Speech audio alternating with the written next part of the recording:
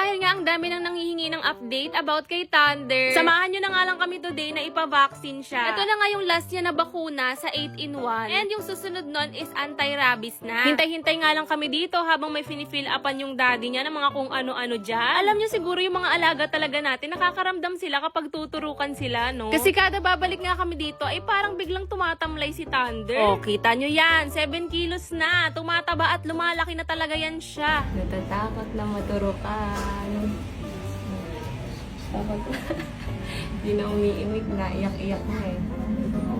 Takot yan. Dahil nga hindi na mapigilan ang pag-iyak ni Thunder, inasa ko na nga lang siya muna dyan sa ama niya. Kasi parang nababakla, iyak ng iyak, wala pa namang ginagawa sa kanya. Siguro kasi naaamoy niya yung paligid at naaalala niya palagi na tinuturukan siya kapag naaamoy niya yun. Pero wala kang kawala, Thunder, kailangan mong gawin yan. Kailangan mo nga kumpletuhin yan para iwas sakit, iwas sa mga virus. Whether you like it or not, ikaw na talaga ang sasalang na. Tignan nyo oh, yung itsura, hindi maipinta. Hindi naman yan siya ganyan eh. Maligalig yan, pero pagdating dito, sobrang tamlay. Tignan mo oh, parang naninigas na hindi gumagalaw. With matching iyak-iyak pa nga yan siya. Syempre, kanino pa ba magmamana ng ka-OA yan? Alamang sa nanay. Pero kahit naaawa naman kami sa kanya, wala pa rin kami magawa. Kaya moral support na lang talaga. Kasi nga kailangan niya talaga to. Kaya yung mga fur moms dyan na hindi pa rin pinapaturukan, yung mga alaga nila. Ako, mga mi, kailangan nila to dahil laganap nga yung mga virus, mga disease na nagkalat dyan. Para na to sa proteksyon ng mga alaga natin at para na rin panatag tayo na hindi sila magkakasakit. Heto nga, dumating na ang kanyang vet para siya ay turukan na ng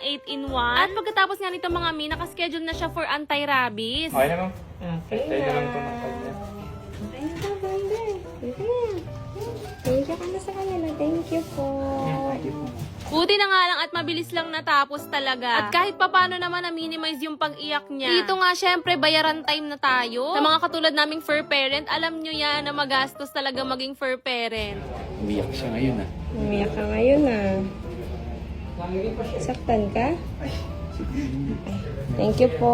May 20 po ang balik, grabe. May 20. Thank you po. Thank you po. Ang next na nga daw niya is anti-rabies at ayan nga hirap na hirap akong buhatin siya dahil may kabigatan na rin talaga to si Thunder. Paano kasi walang ginawa yan sa bahay kundi lumamo, nang lumamo, nang lumamo.